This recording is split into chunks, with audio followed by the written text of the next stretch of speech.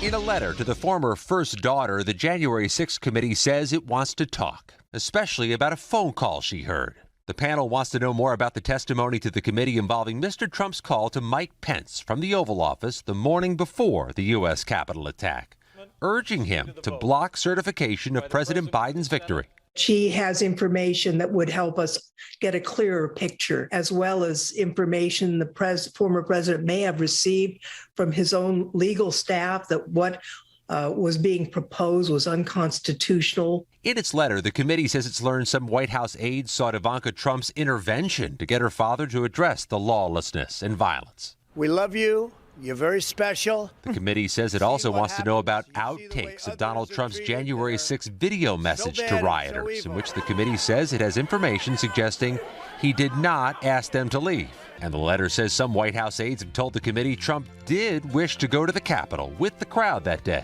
I believe it was the biggest crowd I've ever spoken to. It was massive. I'm not talking about the people that walked down to the Capitol. I'm talking about the people that we were watching. At the rally. But I felt that was going to happen at the rally, or whatever you want to call it, at the people listening to the speeches from a lot of different people. A spokesperson for Ivanka Trump did not address whether she'd comply, writing, as she publicly stated that day at 3:15 p.m., any security breach or disrespect to our law enforcement is unacceptable.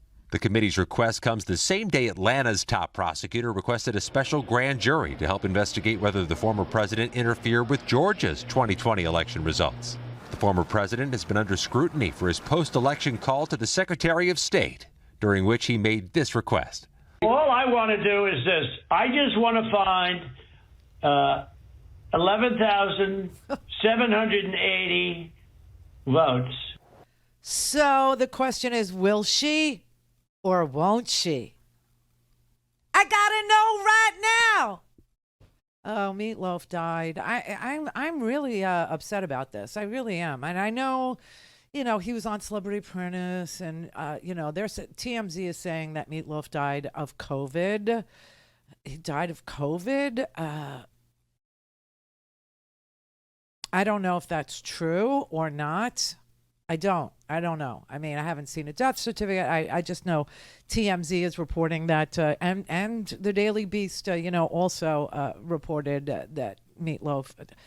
I'm gonna say Gary Busey did it. Is what I'm gonna say, because if Meatloaf died of COVID, then that means that Meatloaf was really a right-wing lunatic, fringy dude, and I can't have that as a cloud over my adolescence. He was 74 years old. So, and Meatloaf used to be like really, really heavy. He had a lot of weight on him. But he lost all that weight. He lost a chunk of weight. I don't want to say chunk, because chunk is part of the other part of this show today. Chunks. Yeah, Build Back Better is now chunky, is what it is. I mean, Biden's going to blow chunks. The whole thing is just nauseating on every level, but okay. So Meatloaf was heavy. He lost a ton of weight. And then the other part of the, risk factor of COVID is age. And you can't lose age the way you can lose weight.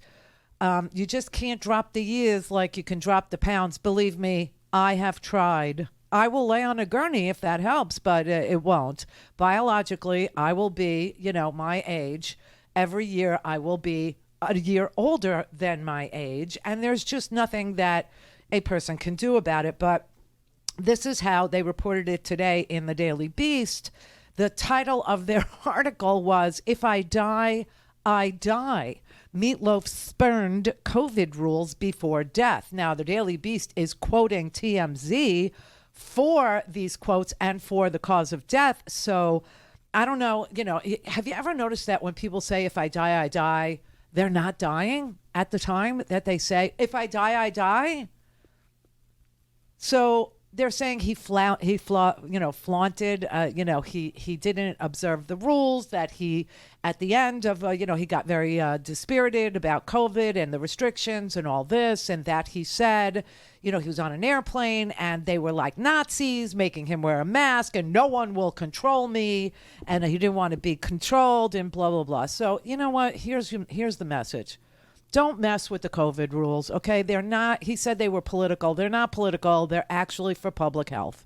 They're actually so people like me don't have to mourn our adolescent heroes prematurely. And, you know, Brett and I was sitting here, and Brett said, don't you know death always comes in threes? Death always comes in threes. And he said, Betty White. Louis Anderson also died, right? And Brett was including Louis Anderson in the rule of threes. He was saying Betty White, Louis Anderson, and Meatloaf. But what about Sidney Poitier? What about it? So maybe there's two more today.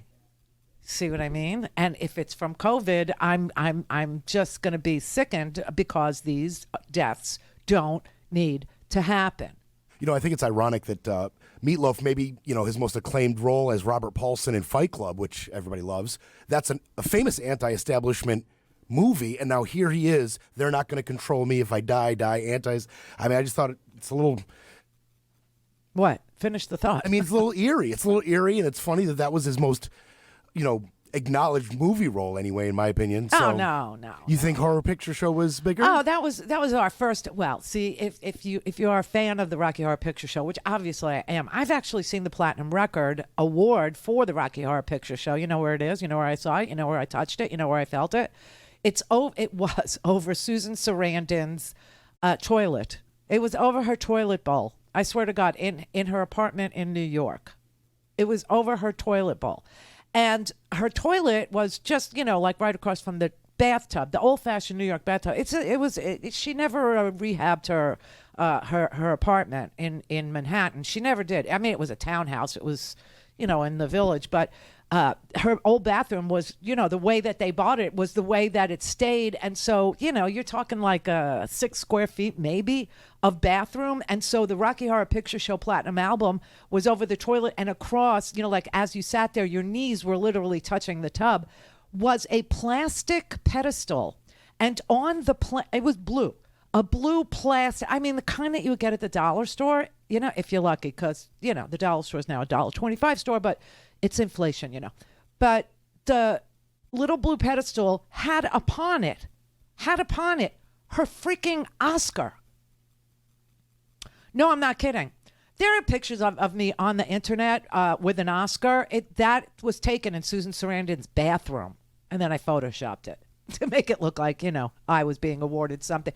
I took that picture in her bathroom. I actually did. But anyway, so, you know, if you're a fan of the Rocky Horror Picture Show, then Meatloaf was the guy that sang, you know, Bless My Soul, right, on the motorcycle, came in, and it was like the first time you ever saw anything like that was the Rocky Horror Picture Show. And then that Meatloaf, you know, and of course the Time Warp sort of usurped his role, because the Time Warp was an amazing song, you know.